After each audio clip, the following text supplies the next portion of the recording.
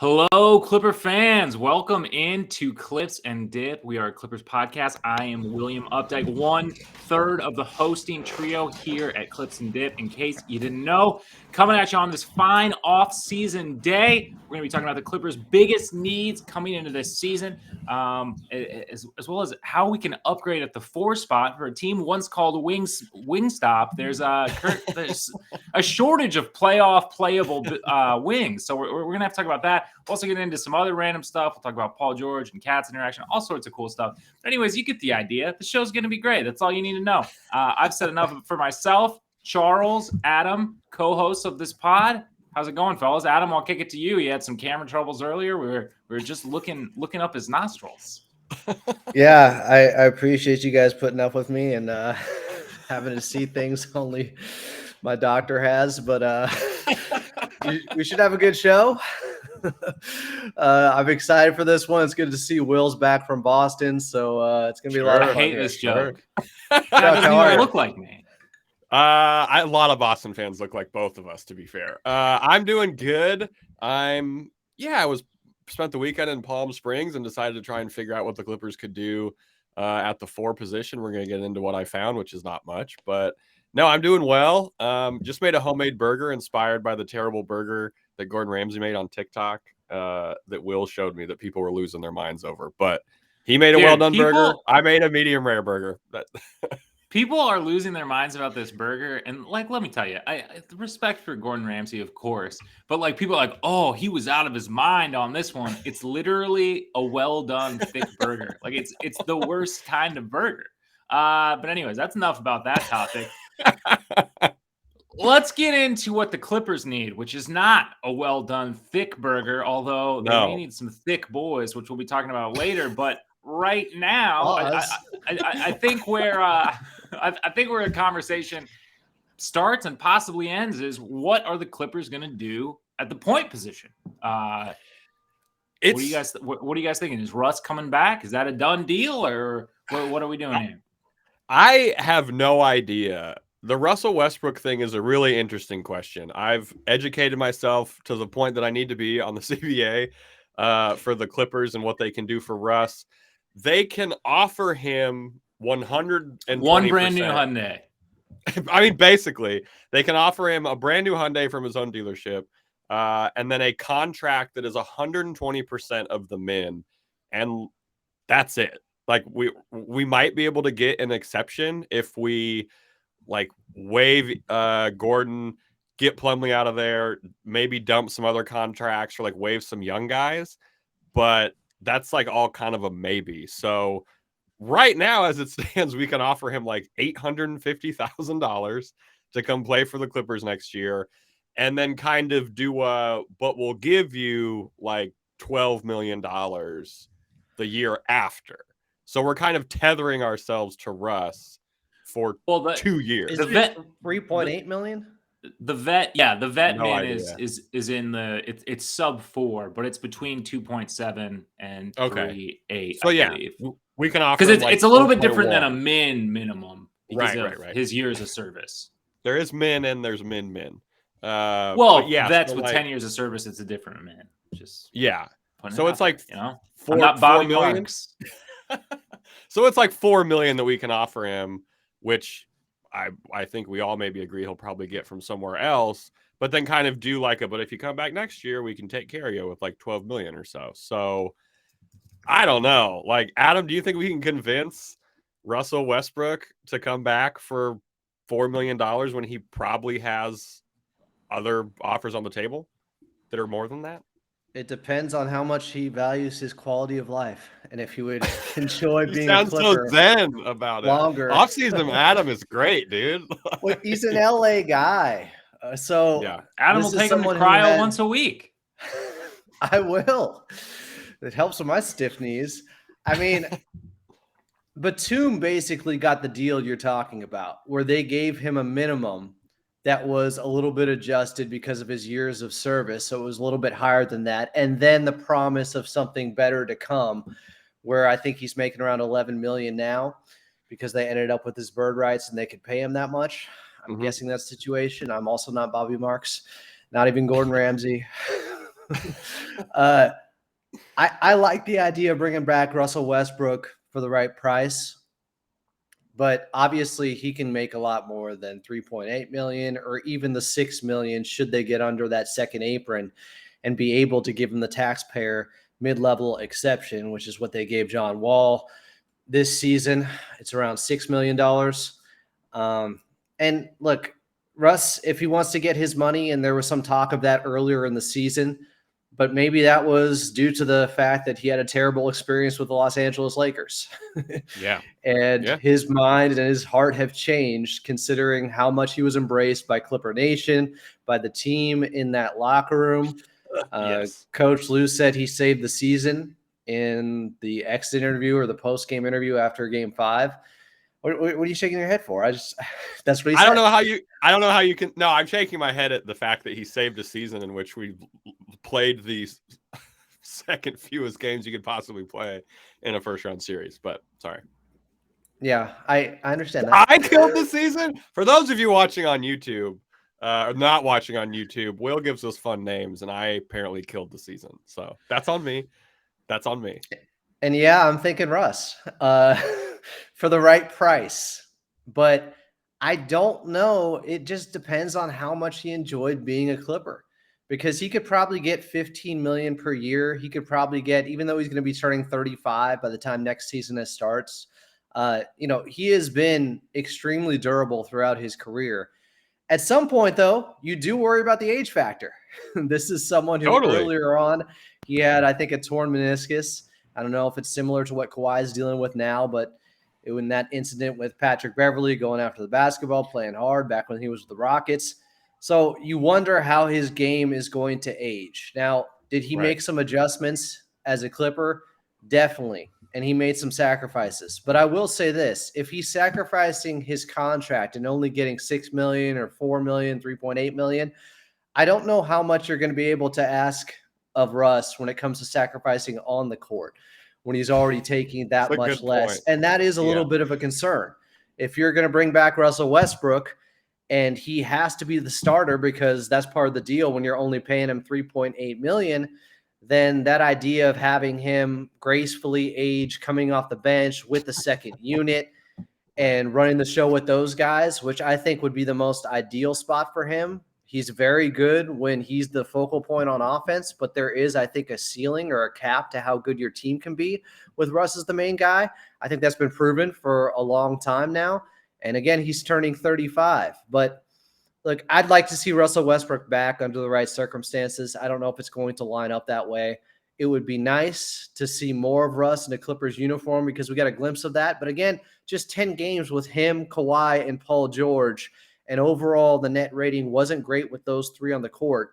So, and shockingly, they were really bad offensively and really good defensively. It was kind of odd. Can that be fixed? Is there some regression and progression to the mean in those different areas? Because you would think conventional thinking would say they'd be good offensively, but maybe not as good defensively. But it wasn't like that. Right. So we'll see. I'm interested in seeing just how much.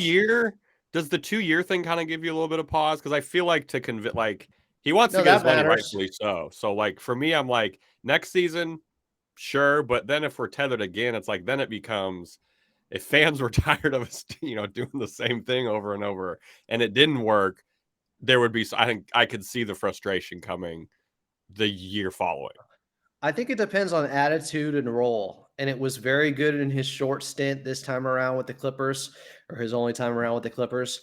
But moving forward in the future, I think a lot of us would like to see Bones Highland get more run out there and to just limit the glut of guys they have. One thing we've learned from this past season is you can have too much depth.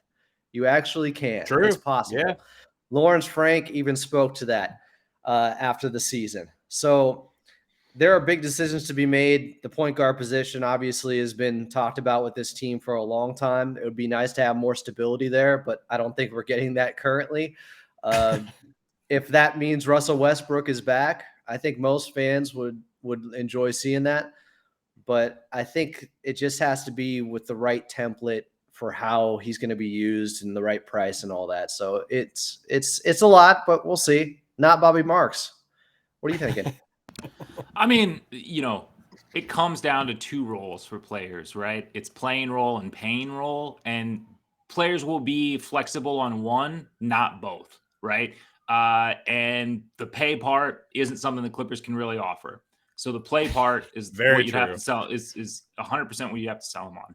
And you brought up a little bit of Russ's injury history, and yes, he is getting up there in age. I will say to his benefit, though, really pretty clean bill of health as far as major injuries go. And compared to other players on the Clippers roster, certainly has proved to be a little bit more durable, even with those increased years. So here's the thing about Russ that I kind of came around to. I actually really like some of the energy that he was able to expend on the defensive end. I think that that's one of those things. If that can continue over a season, that to me makes it a little bit more interesting. The argument for him to be a starting caliber guy with this roster. Offensively, I think it's only going downhill. And that's not a slight on Russ. It's just the athleticism is starting to dip a little bit. We've seen him be out of control at times. And I think as guys age, that becomes a thing, right? Like they might even still be able to hit that burst, but it's not with the same control. It's not, they don't have the same balance. They don't have the same strength to be able to like fully harness that into something that is ultimately productive more often than not. So I think then it just becomes a question of, if you can sell him on this role, right? Let's assume he's in the starting role. Then you have some really big questions to ask about, okay, so who are you pairing him with in the backcourt? Because with what we have at the 4, and I'm not going to get into that too much right now because we're going to get into it later. Paul George cannot be the 2 in that scenario, right? Like the way I look at our roster right now, maybe we have a regular season innings eater at the 4, but I don't know if we have the Gortat start thing back in the day. Yeah, I don't know if we have the guy right now. If you keep, Paul George and Kawhi at the 2 and the 3, I don't know if we have that 4 on the roster right now that's ready to take this team to a top 4 finish and a deep playoff run. So looking at who you can pair in that backcourt, I think it's really interesting. Eric Gordon, sort of the vet. I think, we were all perfectly whelmed to underwhelmed with what we've seen from him so far this season. He's also coming back a year older, up there in age kind of player. Terrence Mann, I think, is the obvious fit. And I think if this is the pathway, if adding Russ or keeping Russ to this roster, even if it's on some sort of backdoor handshake 2-year kind of deal, if this is the path to getting Terrence Mann into the starting lineup, I think I'm with it. Like I think I'm pretty supportive of it because I think that ultimately, even if we find out it doesn't work, right? Like let's say we get 15 games in the season, Terrence is terrible. He's ass. We figure something else out, right? Like if he's the guy, if it's determined, and I'm like, it was Terrence's fault, right? If you want, screenshot this, hold me to it later. If Terrence is in this starting lineup and it's determined after a reasonable segment of games, maybe even say longer than before the All-Star break. I don't know. I'm just saying, just throwing it out there. If he is the thing that is holding this starting unit back or this team back, go ahead, call me out. Like I think that's fine. But I think ultimately, if bringing back Russ is the best that we can do at the point position, I think if we can optimize around that, I'm still sleeping fine with that decision. And this is actually not something that I would have saw myself saying coming into this trade. So yeah, kudos to Russ, I suppose, for that.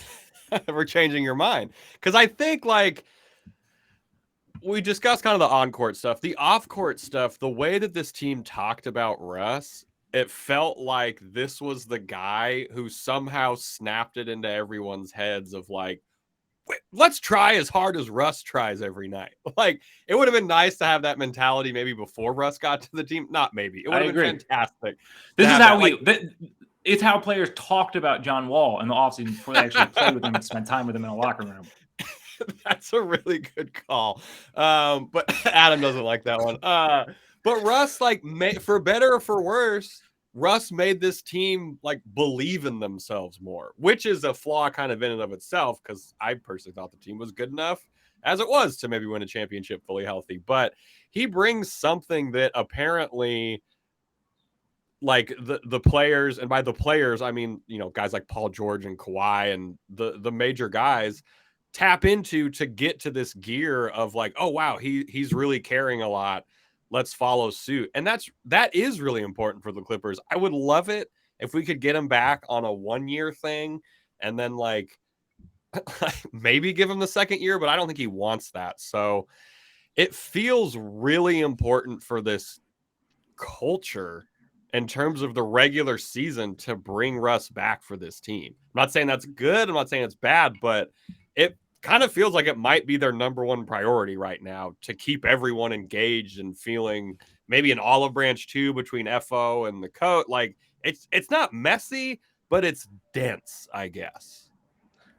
I like what you're saying about having that emotional leader out there, because obviously Kawhi and Paul George, that's just That's not in not what their they do. personality. Yeah.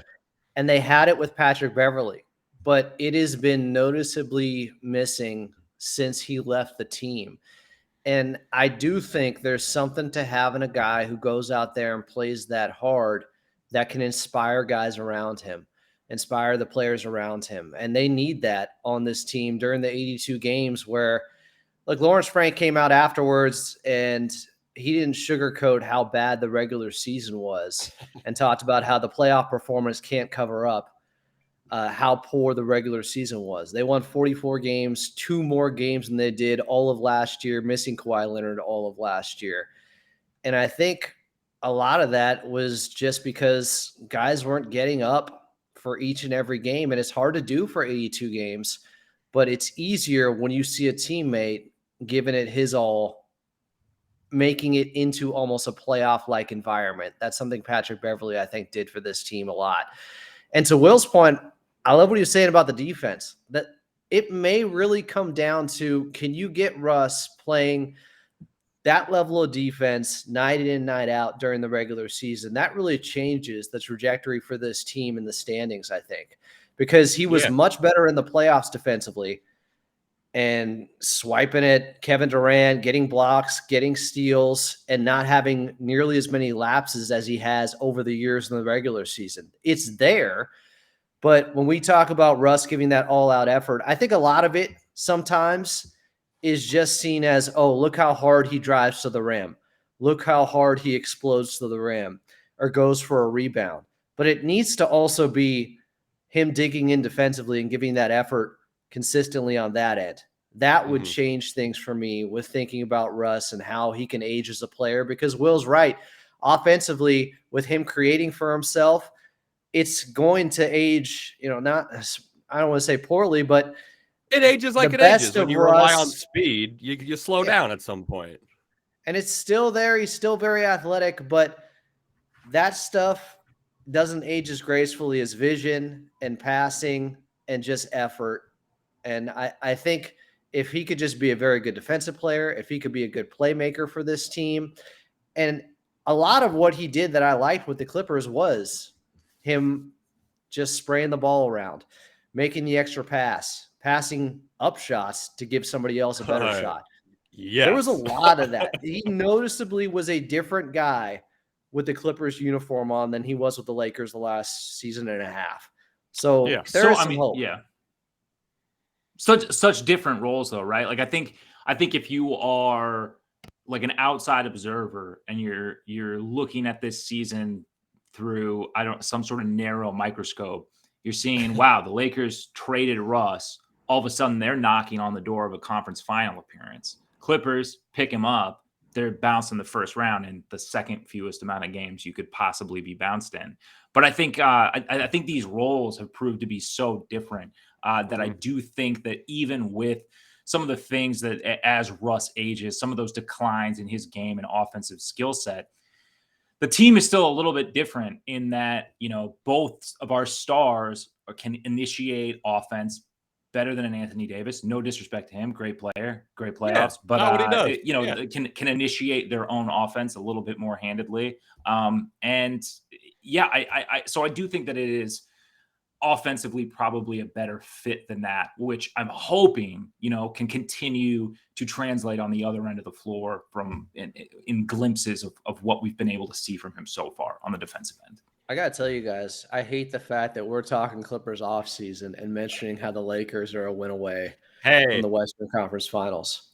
Although I We've could have been here predicted before. the Laker part, but this is the only way this season could go worse for the Clippers and their fans is seeing the Lakers raise the trophy, which is no longer something that's unrealistic or a pipe Don't even dream. put it out there. What are you doing, man? It's a beautiful Why day not? out. Don't put It this could be a energy out jinx. there. So real quick, yeah. but before we move on Yeah. from guards, a lot of Russ talk. Where are you guys at on a potential Fred VanVleet sign and trade? Now the Raptors are going through some overhaul, obviously. JJ Redick. I bring this up because JJ Redick was recently interviewed for the coaching position over way there. he gets hired, but yeah. And just with sort of where they're at and in terms of what they're paying and what their ceiling would be for paying that, I'm having a harder and harder time seeing a scenario in which FVV is still on that roster. And of course, he could absolutely, I believe he has a player option on this year, decline that, become a free agent. I see a more likely scenario being some sort of sign and trade. We know that the Clippers were linked. We know that the offer was a bit of a joke offer at the trade deadline. There was, there was no conversation of including Terrence Mann. Is that something that changes?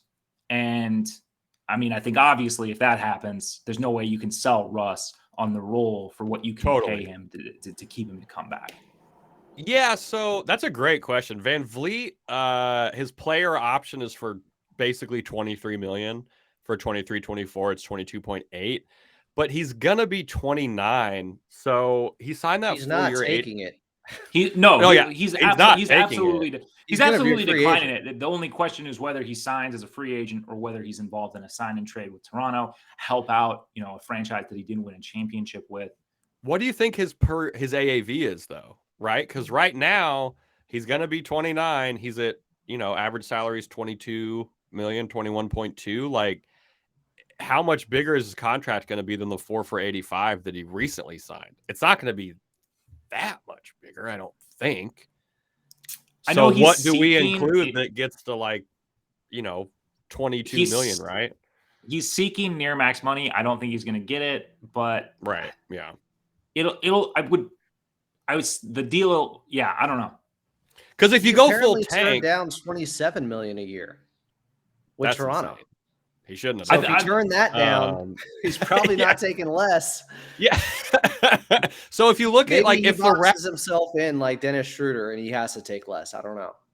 But also, if you're the Raptors and you just really want to just suck ass next year and just completely tank, you could trade for, say, a Marcus Morris who makes $17 million and is going to be an expiring, or you could trade for a Rocco who makes 11.7 and isn't expiring. You could trade for Nico who makes, a right around the same that's inspiring too, and just kind of see how that goes and just have a restart year. But I don't know if Masai. I mean, in that situation, the Clippers will have to include significant draft equity at basically every. I'm assuming, and they're limited. Big remember, swing, they're limited on how far out they can trade first round picks under these new tax rules. Yeah. Because any big addition is going to be a huge swing for the Clippers, and it's going to involve our power forwards because that's our most tradable contracts right now. So the other thing with the sign and trade I like the idea. Isn't there a situation where if you do a sign and trade, it caps the team who he's going to? I don't know if that would work. Right. So now under the new tax apron stuff, and I don't have it directly in front of me, but I believe if you're over the second apron, you just cannot take $1 back more than you cannot take $1 back more than what you send out. I don't even know if you can do it though over the first apron, a sign and trade as the team that's bringing in that guy. I don't know if that's possible. There are restrictions that went down a couple of years ago with that, and there haven't been many sign and trades since. But okay, let's say feasibly that could happen. If you're giving up Terrence Mann, a first round pick, and Marcus or Rocco to make the trade work, it would be interesting. It says they're going all in. It says they're trying everything they for can to sure. win right now. Capmaster, come on. Not even Eric Pincus, who I love. But I like Fred VanVleet. There are some injury issues with him as well over the last couple of seasons. And if he is still the same guy. And the age, I mean, you forget that the guy's 30. Yeah. So if you're bringing in someone that's going to be under a 4-year contract, you're really committing to him long term. If they didn't want to do it at the trade deadline, I would imagine they're not going to do it now unless the terms completely change with Masai Ujiri and the Toronto Raptors and their side of things, with them blowing it all up and just saying, we'll take in young talent and maybe we will suck for a while. Who knows? I'm not sure that's something that's that realistic right now for the Clippers, but it would be interesting. What if we end up with a new GM for the Clippers? What if Ballmer goes crazy? I mean, I don't either, but I don't know. Anything can happen at this point. The one thing he said at one of his recent rallies for Intuit Dome was he touted the front office and how good they've been for him. So yeah, I don't believe billionaires. I just don't fully believe billionaires when they say things. All right, we're gonna talk. It's not 1,700 toilets. It's not, bro. I don't believe that. No, I'm sure it is. All right, we're talking tradable contracts, and most of those are power forward. So we're going to get into our power forward conversation after this ad break. We have ads coming up. If you are one of the many people who have had their lives displaced by loud ads on this podcast, go ahead and turn it down. We got power forward talk coming up, but ads coming in 3, 2, 1. All right, we are back talking how on earth we can upgrade at the 4 spot or the 3 through 4, like the 3-4 spot. It doesn't matter. There's a lot of issues with the Clippers kind of wing stop depth. Will talked about it, how like we're kind of like wing stop, but it's during the wing shortage somehow. One thing that Law Murray suggests, so we have no money to play with and we have no trade exceptions. So it feels like it has to be kind of a huge trade, or we just run it back with Marcus Morris at the 4, and then we have fans outside crypto, losing their minds. Someone on Twitter mentioned that we had a lot of assets to trade, and I wanted to talk to you guys about who our assets are and who the tradable contracts are, because those are 2 very different things for a team. Like, I think Zubats is probably, in terms of a player, our best asset to trade. But that leaves a giant hole to starting 5. You see what I'm saying? Like, who's an actual asset that other teams would want? And who is a guy that we're trying to just make salary work? Adam, I will defer to the cap master. I think Ivica Zubats and Terrence Mann, who's now getting bumped up to, is it 10 million this upcoming 10.5, season? Yes. See, I'm not the cap master. Okay. 10.5 million. I think those 2, when you're talking trade asset, player asset, and rolling it all into one, would be the guys that are sought after most in potential trades with the Clippers right now. We're all assuming, of course, they're going to have the team option of picking up the $51% million man. The team option of picking up Bones Highland. And Bones becomes, right. I think, I don't know what was said about his attitude or personality or what happened with him in Denver, but the talent is there. So a lot of teams are just going to value what they see there. It's hard because the talent is so much better than $2 million a year, which is what his contract would be in a trade. So it's like, we got to keep Bones. We're not getting any return for that. I don't think. Well, unless it's, Bones plus a pick plus the 3 of, bad, or 2 out of the 2 old wings of Morris, Batum, and Covington. Yeah, that's a good call.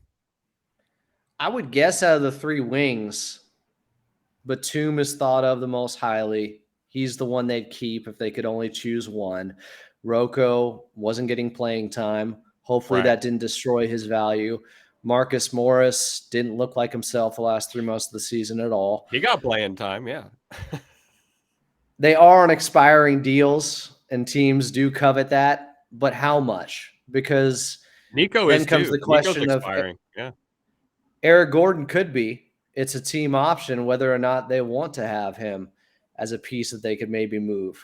So I think it starts with Terrence Mann, Ivica Zubats, and maybe we're talking about somebody like Brandon Boston being one of the most coveted guys on the Clippers roster that somebody might want in a trade that could push a trade across the finish line and get it done.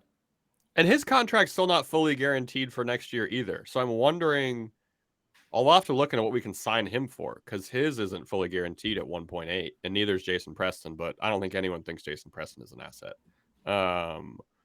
But Will, where would you kind of agree with that? Like, I think you kind of nailed it, Adam. Like, it's Terrence, Zoo, Brandon Boston.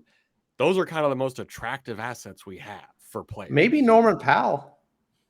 Yeah, Norman Powell. It's just kind of Locked interesting because up. it's a very specific need, and there's a lot of years left on that deal. So you'd have to be fairly committed to that and need that type of scoring guard, almost 6-man-esque kind of fire starter.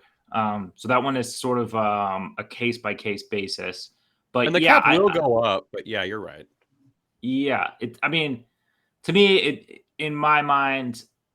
Yeah, it's those three. It's those three. And I mean, like, Brandon Boston Jr. is maybe a nice sweetener. Like, maybe you're interested. I don't think that it's not tipping the scales, but it might be the sweetener. Sure. Just the little extra you put on top of it. Yeah. The emphasis this new CBA puts on drafting well cannot be overstated. That's a really excellent call. For teams that want to compete at the highest level, you have to have some mix now, it looks like, of youth that's playable, because you're going to have a tough time putting together, a roster that's just stacked with elite veterans anymore on these big contracts. You have to find a way. We mentioned Bones Highland being on a $2 million deal. I mean, that's how you stay competitive and have a large window. You're constantly bringing in, and this is something Jerry West said, the draft is the lifeblood of the organization, but you're cycling in some of those younger guys that can help you now that are also on team-friendly deals. And the Clippers have to hit on some guys. Unfortunately, with big men, with Fee and with Daniel Oturu. Not just big men. Jerry West drafted Jerome Robinson. That was a Jerry West pick, and that shit was awful. It's not just big men. It's not, but it stands out more because of that void going on this past season, losing Isaiah Hartenstein and not having a more seasoned, just more high-valued guy to back up Ivica Zubats, and bringing in Moses Brown and trying to figure it out and make it work when you're trying to compete for a championship. It wasn't the best look, but they struck out on a couple of guys the last 5 years with drafting big men. So hopefully Moussa Diabate is someone who does pan out for them. But you have to have some of these guys pan out, either to be able to trade or to be able to contribute. Like, soon. Have you heard the Oturu story? Mm-mm. So that was the COVID years, right? That those drafts happened. So there wasn't any like in-person stuff with the team. You're just doing Zoom meetings. And the scuttlebutt I heard was the team really didn't grasp how short he was because it was Zoom meetings and stuff like that. So they somehow, that was the story that I was told, that they like interviewed him so much on Zoom that they're like, great. And then they draft him like, oh, you're a little smaller than we thought you were. Because like, I don't know if I fully believe it, but the that draft cannot is be very true. Important. I think it cannot be true. I'll go 51% not true, because this team is not drafted well. So now we're at the 30th pick. Like, who are we taking at 30? I have no confidence that the Clippers draft someone good at the 30th spot. I just don't. Like, I mean, the amount of guys that actually pan out that are drafted is very few. Totally. There's only 450 guys in the NBA, but the and Clippers, there's a draft I will every year say, with 2 rounds. they really help out that number. If you know, the Clippers do their part to make sure that that number stays low. I think there's something to that. I think there's also something to every fan base thinks their front office sucks at drafting, because when you're looking into the details and paying attention to a team long enough, you see way more misses. It's like a hitter in baseball. You're successful if you hit 300. You hit it 30% of the time. Like, that's good. I mean, we'll look at like Philadelphia. I mean, how many cracks did they have at it? And you end up with one, and you're lucky. You are incredibly lucky. You are in rarefied company if you get the one that's like that caliber. And it doesn't change. I just want a sixth man. I don't want a franchise guy. Yeah, I mean, like, and it's difficult regardless of where you draft. I mean, I think you know, in some ways, it's more free for all in the lower kind of area where the Clippers pick, given their sort of pick situation. But I feel like that gives you a little bit more upside, you know, if you can be on something. And they love an upside player. Well, look, they got Amir, they got Terrence Mann, they got Brandon Boston. Those aren't nothing. Those are guys that have helped over the last couple of years. Brandon Boston, not as much. Amir had his January last season, and Terrence Mann has been good for them. Amir was undrafted, right? And Terrence Mann was a second-round pick. So, like, to your point, I feel like you can almost count Bones at this point. Where sure we didn't draft him, but like we didn't give up much to get him. Two second rounders, no big deal. Yeah. These guys have to start playing. Also, like, they're at that point now because of the cap. Guys have to play. You can't afford not to. Someone asked us about Amir Coffey, and they were kind of like, is his over on Twitter at Clippers Pod? Go ahead, check us out. Someone asked us, like, should Amir get more run? And if he would have gotten more run last year, I'd say, yeah, next year's maybe his year. But like, we don't know the plan for any of these guys. Kind of what Adam was talking about, right? Because they're not getting tangible run where guys like Moses Brown and like other holes are preventing us from experimenting with maybe more impactful youth at different positions than ones that we have to fill. You know what I'm saying? And it's interesting too, and to bring it back to the forward conversation, you know, this team has just gotten too guard heavy, and sure, you can argue, you know, whether Terrence is a guard. You can argue Amir could be, you know, considered like a very small forward, but ultimately, you know, we have way too many guards, as we saw last year in multiple lineups. And even if we want to break away from that, there needs to be some redistribution of the funds that are currently being spent on Marcus Morris, Nick Batum. Are you talking about socialism, bro? With these minutes? Absolutely. Feel the burn, yo. Yeah. Because you're talking about update on a league, as far as the league-wide cap is concerned, not necessarily the Clippers because they're the second highest cap in the league, but from a league-wide perspective, they have nearly 30% of a regular cap tied up in these three players. And I just don't think, you know, that's just under what you pay a max player. So I just don't think that they're getting that sort of utility or usage out of that amount of money. And I think even just getting rid of some of that bloat, it opens up opportunities. And I'm not saying that that's the best thing or that it's a given, but you can't really even talk about the development of a player like Amir Coffey, who's much lower in the depth chart, let alone, you know, bigger development, bigger opportunity for guys like Mann, guys who are more battle proven, guys like Bones who you know, limited showing, but showed some potential. You can't really talk about development for guys like that until you talk about getting rid of some of that stuff. I just refuse to believe, and I know that we saw Robert Covington play very little, especially, you know, compared to the contract that we gave him and everything, but like there still is some financial incentive to keep some skin in the game with those players when you're doling out that much money. And it doesn't always translate. It doesn't always translate, but it still means that these other players are deeper in that depth chart. Well, it's like the Morris contract. I forget that the Morris contract goes up every year. right? Like it goes up every year. This year it was 16.3. Next year it's 17.1, which is just kind of a goofy. Shout out to his agent. Unfortunately, But it's not yeah, like matching his play, but he also just no, didn't look yeah, right after the injury against the Lakers. I was going to yeah. say what Will was just talking about, the lifeblood of the organization, lifeblood of the podcast right now. I think one of the most frustrating things about this season is we still have so much uncertainty about this team. It hasn't led to a lot of clarity and a clear path to what they need to do next. There are still so many holes. There's going to be likely a lot of turnover on this roster. It's not just one thing, it's a multitude of issues And from when what this we've is going to heard, be year 5. like, and from what we heard and what we saw this year, with the disagreements about this team from a front office and coaching perspective, are any of us even convinced that they know?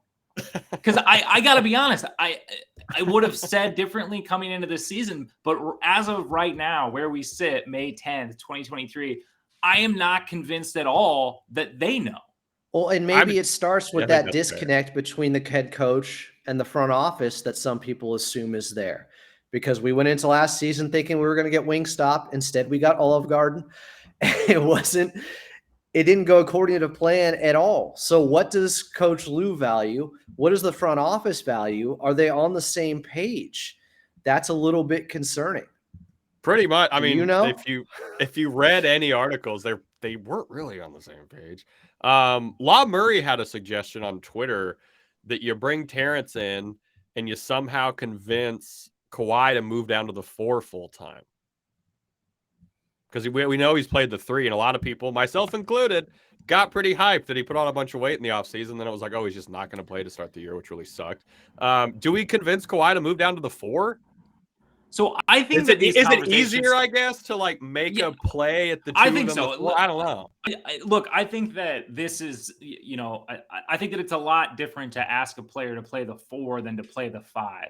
I understand why players don't want to. Should Zoo play the 4? I understand why players don't want to play the 5 for an entire season. It's a lot. It's a lot of banging out. It's a lot of very physical, heavy work, especially if you're going to be doing things on the offensive end. If you're expected to carry a lot of things on that end of the floor. The 4, I think, is a lot different. Generally, you see players who are small forwards shift over into the position where they either play the 4 full time or they start guarding 4s because it's just a little bit more in line with their skill set. It's not all. I mean, and every roster is different, but it's not generally the most explosive driving player sort of on the floor. There are opportunities within the ebb and the flow of the game for rest on both ends. And I don't think for Kawhi, in Kawhi's case, that the matchup for him, to me, that doesn't really change anything significantly. Kawhi is going to be the guy. That's right. He's guarding the best player. Yeah. Likely, he's going to spend time there, but in the regular season, but in the regular season, guarding the 4, I don't see that as being that big of an adjustment. And in terms of him on the offensive end, as much as is permissible, the opposing team's best defender is probably going to guard Kawhi, and it doesn't really matter. I think Kawhi is like more of an encapsulation, other than I guess maybe being a point guard, of that sort of positionless likeness or whatever you want to call it. So I don't think that Kawhi is shifting to the 4. I mean, he is. I don't know. I think that's weird. Sort of a non-issue. Yeah, the game has changed so much. If you said this in the early 2000s, that means he's going up against C. Webb, Dirk Nowitzki, Tim Duncan, Kevin Garnett, Jermaine O'Neal. You're not seeing guys that big at the 4 position anymore. They'd be bumped up to center. So if he's naturally a 3 in today's league that's gone so much smaller, could he play the 4? Of course. He has played the 4. We've seen it in the playoffs. It works. It's just whether or not you want to see that throughout 82 games or 60-plus games, what you're hoping to see from Kawhi Leonard, given that he's going to miss games during the regular season. It's going to happen. Can he sustain that level of physicality in a league that, it's not so much that you're just backing guys down at that position anymore, but you would be in a crowd among the trees going for rebounds more often. Kawhi's a great rebounder. I just wonder how much more wear and tear is there at that position than playing the 3 over a 60-game period. And I don't know the answer to that. I'm wondering if sports science or somebody else does, and how taxing it is, and how, much more taxing those minutes are at the 4 compared to the 3, basically.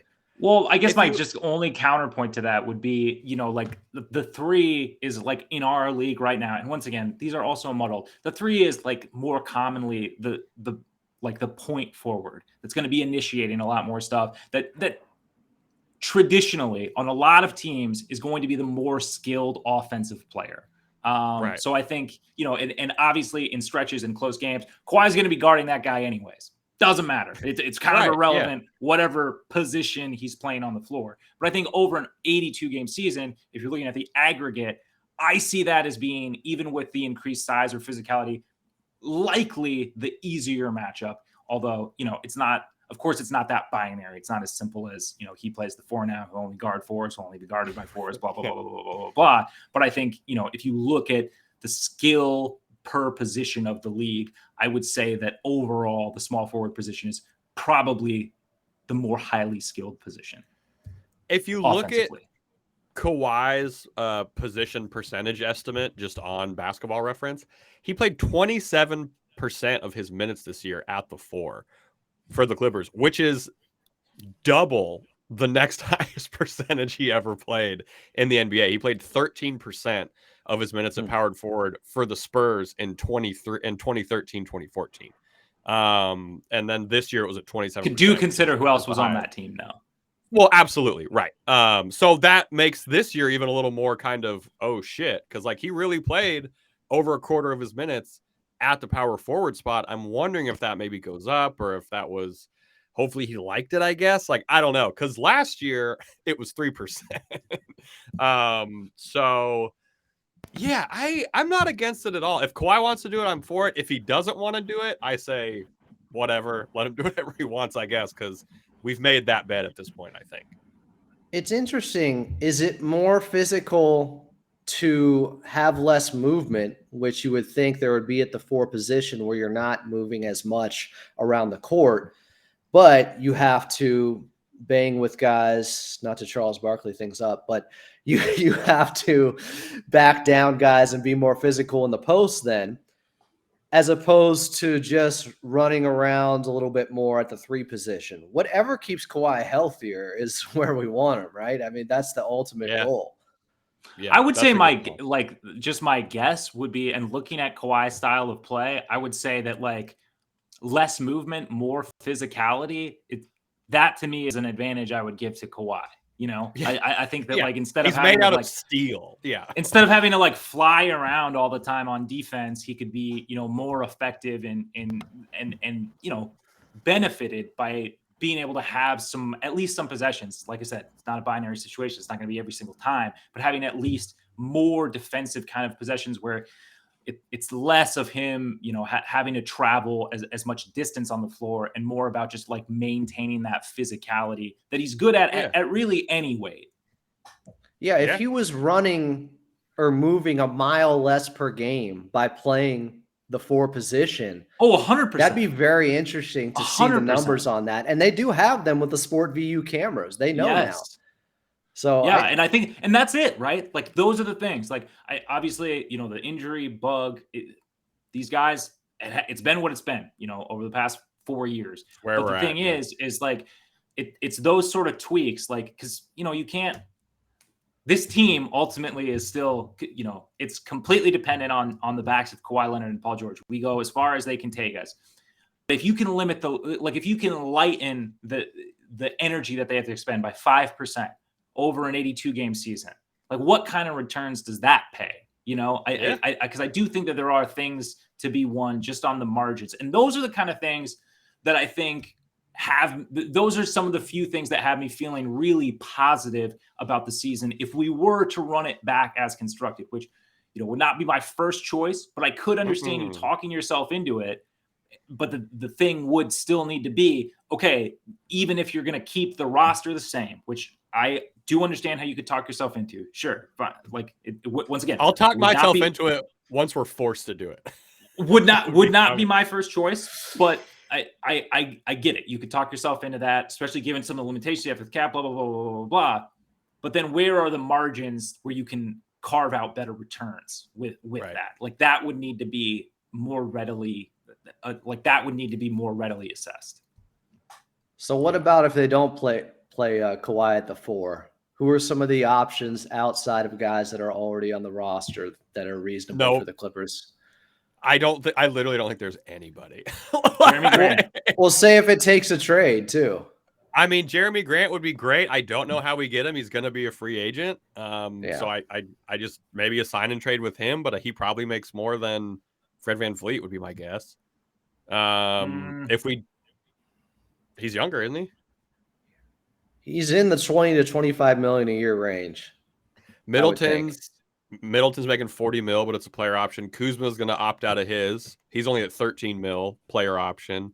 Oubre is at 12 million, but Charlotte has his bird rights. The power forward class is bad for the upcoming free agency. Like, it was not good. No one at Palm Springs wanted to talk about it. Cam Johnson's a restricted free agent. He'd be great, but I mean, the Brooklyn Nets just traded for him. They're going to keep him. Kenyon Martin Jr., there's a team option for $2 million with Houston. They're going to keep him. Right. Jalen McDaniels is going to be an unrestricted free agent. He is not currently getting much run at all in Philly with Doc Rivers. He's only been playing about 13 minutes a game so far in the playoffs. Maybe that changes depending on the matchup, and all of a sudden he proves himself to be really useful and pushes them over the top. But Jalen McDaniels would be a guy, when they got him at the trade deadline, I thought that was a great move for the Philadelphia 76ers, and one I thought, man, if the Clippers could have picked him up somehow, that would have been big. Yeah, we could give Doc Terrence back, huh? Like, when we have to do a sign and trade, we can't just sign anybody. He'll definitely put him at point. Yeah. Yeah. But like, that's the thing, man. Like, it's a perfect storm of not a lot of good free agents, the Clippers not having any room, the new CBA. Like, the front office has a lot to figure out with this power forward position. What about this name? Jay Crowder. Jay Crowder, who there's been attitude things the past year and a half, but 2 years ago, he's starting on a team that wins 64 games with the Phoenix Suns, and then somehow I wanted Jay Crowder. They had to trade him. I mean, he's going to be a free agent. You might be able to get him on the minimum because of the baggage. He'll be 30. I just don't know. Like, I mean, to get Jay Crowder and get rid of 2 of the filler power forwards, 2 out of the 3 that I've mentioned repeatedly, I think that is an upgrade. But even just losing one of those and adding Jay Crowder, to me, that's not raising the ceiling that much, personally. Yeah, I don't know if I'd start him over Batum, and maybe that would be an issue. I don't think Batum can start. Like, I don't think Batum cannot start for any. If he doesn't want to start, you're exactly right. If that's the issue, if that's he doesn't like starting with Russ, yeah, then it's done. It's about who closes more so than anything else, but I wouldn't hate seeing Jay Crowder in a Clippers uniform. I wouldn't, especially because he might be most bang for your buck, the best talent that you can afford. Yeah. What about this name? Floating this one out there, because he might not stay, first round exit. Harrison Barnes. What's his contract like? Okay. I mean, he's not getting any. He's getting paid. He got paid 21. Damn. Yeah, he's not getting that. He's not getting that. He's making 8. He made 18 this year. I don't know. He's only going to be 31. It feels like all these guys are just out of the reach because, like, what are we giving? You know, like, I mean, any of these moves necessitate us obviously doing a roster move, which I think the entire room has said needs to happen. Anyways. Everyone wants that to happen. Yeah. How about this guy who should have been bounced in the first round? Torrey Craig. Could we pry KCP? No, he didn't really play the position we need. I just watched him be good the other day. I know Torrey Craig would be nice. What about Bruce Brown? You think we can get him? Not a power forward, but not a power forward. And no, I don't know. Should we talk about a guy who might want to pair with Paul George? Danilo Gallinari podcast. Yeah, let's bring back the Rooster, dude. So Paul George and Karl Anthony Towns are like buddies or whatever. And on his latest edition of the Podcast P podcast, which I just hope it ends soon. Karl Anthony Towns and Paul George were asked if they've ever talked about playing with each other. And they looked at each other and raised their eyebrows and they started laughing and they said, "We'll plead the fifth." How upset would you be if the Clippers traded for Karl Anthony Towns? Scale of 1 to 10. Furious. That to me would be the ultimate unserious move. I'm sorry. Like I like Cat. He's been through so much these past couple of years. Nah.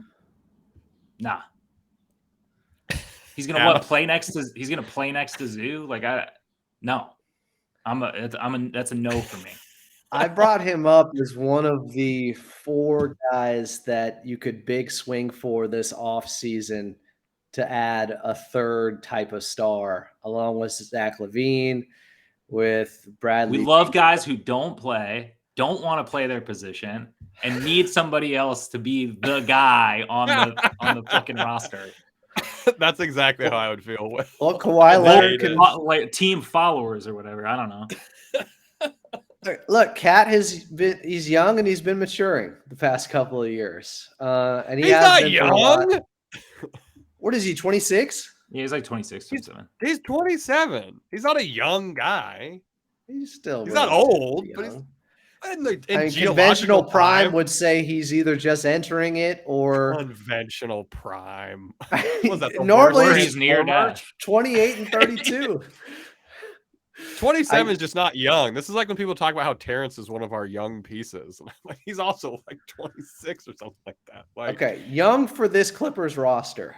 He would be one of the younger guys on this roster. That I will say. And much younger than their other 2 guys in Kawhi and Paul George. I do think if you could somehow get, a younger star that could be an innings eater for them during the regular season to pair with Kawhi and Paul George, not easy. But if they were going to take that approach of bringing in a third guy, I wouldn't hate it. This is your guy? I just saying I wouldn't hate it. I didn't say it was my number 1 option. I hate it. Well, I hate it. All right, I'm excited to talk about Why would you add more of the same problem? Like, I just don't understand. Another guy who doesn't play a lot of games, injury prone, not a leader. People have questioned his commitment to the regular season. People have questioned, and I'm not saying that that's just talk. Certainly, I mean, it only takes 1 playoff run to rise above all of that. I'm just looking at a risk to reward ratio, and I'm not seeing it, man. It's Paul George's assist to turnover ratio. It's yikes for me. It goes back to how rudderless this offseason feels right now for the Clippers. Yes. Like, what direction are they going in? I don't know. How is and Cat's the guy that's going to turn around your regular season? I get that it's, the postseasons have been disappointing, but we've not made any effort. We've gotten, we've finished worse and worse every year since the inception of 2-1-3. Something needs to be done about the regular season as well. Yeah, I agree. And I don't think he's that guy. I'm so excited for if we get a rumors tweet about Karl Anthony Towns for whatever episode we're going to do. All right, coming up, we got a couple fun things to talk. We have something serious to discuss with Will because Adam seems like he saw him at a Boston game. You saw it too. The ads are coming. They've been a little bit loud, so if that's been your case, go ahead, turn it down. Ads in 3, 2, 1. Welcome back in, Clips and Dip. I'm Adam Oslin. We got Charles Mockler, Will Updike. Get to us on Twitter at ClippersPod, at Clippers Podcast. On YouTube is where you can find us, and hopefully maybe you're watching this episode because the nicknames are plenty. I'm now Unconventional Prime. We got Podcast C for Chuck, and the lifeblood of the organization is too good. Keep it the rest of the show at least. So the other night, I'm watching Boston lose badly to the Philadelphia 76ers and Doc Rivers as they take a 3-2 lead going back to Philly. Correct. And I see what I thought was actually Will Updike at the game. And I'll put this picture up here, and you can see the gentleman with the glasses on. Sure. a Boston Celtics fan. I don't Correct. And like nobody can see their own doppelganger. That's how it works. But there are some resemblance there, a little bit of a resemblance to the point where I was going to ask Chuck Mockler, and Will, what the hell's going on here? Like, what? How's the chowder in Boston? How could you turn away from the Clippers? How could this happen? I'm giving no credence to these baseless Will, rumors. Will hates this bit so much. I thought I saw Adam in a Lakers jersey. It was just a sewer grate with an L spray painted on it. I do like that your doppelganger did make the right decision to wear a T-shirt underneath the jersey. At the game. I can understand the mix-up on that point because that would be a very Will move. Okay. Yeah, you're never gonna. Who is your favorite Boston Celtic player though? Polo under the jersey. Dude, Polo under Gallo. the jersey. Gallo, my favorite. That's your favorite Celtic. That's my favorite Boston Celtic of all time. That's a great answer. That's so tight. I'd probably go second. Blake Griffin.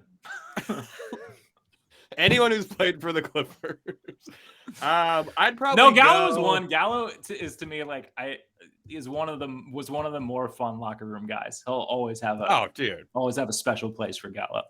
Gallo ruled. I think Adam, who's your favorite Celtics player? Jason Tatum. Grant Williams hopefully becomes a Clipper. That would be tight. I think Larry Bird might be my favorite Celtic. I don't know. Robert Parrish. McHale. Sure. Actually, you know what? I'm going to take Will's thing. I'm going Gallo and then Blake. I'm just going to keep it that. I'm going with the late, great Reggie Lewis. All right. That's sure. Why not? All right. Last thing before we get out of here and send these people on their wonderful way. There's a haunted hotel in Milwaukee, which, if you're unfamiliar, Milwaukee is Algonquin for the good land. The Pfister Hotel is I'm sorry, the what? Pfister, Pfister. I did not name it. If I did, I would have left the P off of it. Apparently, it's haunted. Andrew Greif said on Twitter that the Clippers have avoided this hotel for several years. The road locker room in Milwaukee was really quiet after February's loss, except for a robust conversation about which players believed in the haunted theories and which didn't buy them at all. Maybe a small glimpse into where the focus was during the regular season for the Clippers, but that's a discussion for another day. Will, who do you think believed in the ghosts, and who do you think said, I don't believe in the ghosts? Also, the way the story came about, Mookie Betts, the Dodgers are in Milwaukee. Mookie Betts rented an Airbnb and is not staying with the team, but not because he doesn't believe in the ghosts. He said he just wants to stay there, but it's not because of the ghosts. He just is staying in a different place to avoid the possibility of ghosts. Will, who on the Clippers believes in ghosts? Paul George, old Scooby-Doo ass. He's believing in ghosts. Kawhi does not. No, I think Kawhi is. I would argue that Kawhi is probably friendly with ghosts. I think Kawhi is just like, hey, what's going on? Like, cool, you're here, I'm here. We call him Casper then, or some people were calling Kawhi Ghost to start the season. They thought that could be his new nickname. Like, I saw a ghost. Kawhi's back. I think Zoo believes in ghosts 100%. Yep. I think Zoo believes in ghosts 100%. Adam, who are you thinking believes in ghosts? I don't know who believes in them, but I know who doesn't and who was unafraid. Rocco, when he dropped 43 in Milwaukee last season. That's a very good call. Yeah. Zero. Rocco's like, I love the ghost. Counterpoint, he already is a ghost. Doesn't matter. He's been ghosted by he's been ghosted. You know what? I'm just gonna say, it's interesting. I think they should actually go to the hotel or the motel and not worry about any of that stuff, because obviously they're staying in a motel. We have issues. This team is staying in motels. They just parked the team bus. Yeah, outside. Sterling doesn't own the team anymore, man. I hope they're not staying with rooms you can pull right up to. I think Terrence Mann believes, but he's a skeptical. Like, he's, in my mind, he's kind of like a Dr. Peter Venkman type of character from Ghostbusters. Yes, skeptical, but wants to learn more. Yeah. Okay, yeah. Who do we think fully does it? Well, I mentioned I don't Rocco. I don't Who think else? Morris has time for that. I think Eric Gordon, no way that dude believes in ghosts. No. Yeah, the veterans know better by now. Well, maybe. Nico might believe in ghosts. Nico probably believes in ghosts. The more important question while we close this out, Adam, do you believe in ghosts? No. I've watched a lot of Taps over the years, and every time they're like, Taps? "Oh, something's." Remember the show Taps with the plumber guy and who's like plumber by day, ghost hunter by night, and there's an actual show called Ghost Hunter as well. These shows were big, like 5-10 years Huge. ago. This Yeah. was like Taps? poker in the early 2000s was big. Ghost Adventures was another show. I'm surprised you haven't seen any of these. They're Wait, is there great ways to waste your time. Taps? All I My see when I parents search love them, so it makes sense. Adam does. They're around the same age. Taps was the name. Nephew. So you Taps don't was- believe in ghosts. So TAPS is No. the Atlantic Paranormal Society, founded in 1990 by Jason Howes. Yeah, It that's right. became the subject of ghost hunters. Will, do you believe in ghosts? I do not. All right. No further I guess elaboration. Chuck.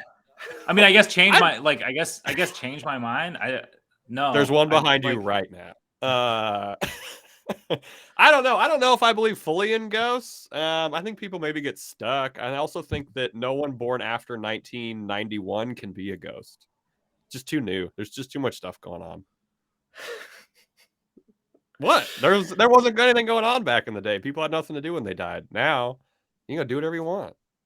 That's true. Like ghosts aren't using TikTok nowadays or anything like that.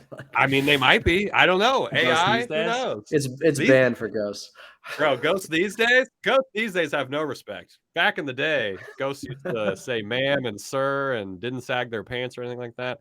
All right. Old ghost Anything- yells at cloud. Yeah, exactly. All right. Anything more paranormal or Clippers related we want to talk about before we send these lovely folks on their lovely way? There's the Zoom silence. Will, Ghost of this past season's over. oh God, yes it is. That wraps up for this episode. Will and I are going to be doing a little live hang with Carl Tart on Friday over on YouTube. Going to be drinking some drinks and answering questions, just kind of shooting the breeze. It's going to be a good time. Adam refused to join because he didn't like what Carl had to say about Zubats. We really need some reviews. Adam has no rebuttal. We really need some reviews on iTunes. So go ahead, review us. We'll give you a shout out. We'll read it on air. We're also going to be back next week with a tripod for y'all. Adam, Will, where can these wonderful people find this podcast? You can check us out on iTunes or Spotify. You could leave a review over there if you could. It'd really help us out. We'll definitely read it on air. Come on, it's the off season. Help us out. You can listen to us on either one of those platforms. You can also listen to us over on Stitcher. We're on Deezer. We're on Amazon Music. We're on Google Podcasts. Anywhere you listen to podcasts, you can listen to the show. Check us out over on YouTube. That's at Clippers Podcast. And don't forget, you can chop it up with us anytime, day or night. Charles will answer your messages over at Clippers Pod. I'll answer your tweets. I'm not answering your DMs late at night. Adam, anything else to say? Well, maybe. Adam, anything else to say to these lovely people? I was gonna make a who you gonna call Clips and Dip. I don't know. I got nothing to end this one.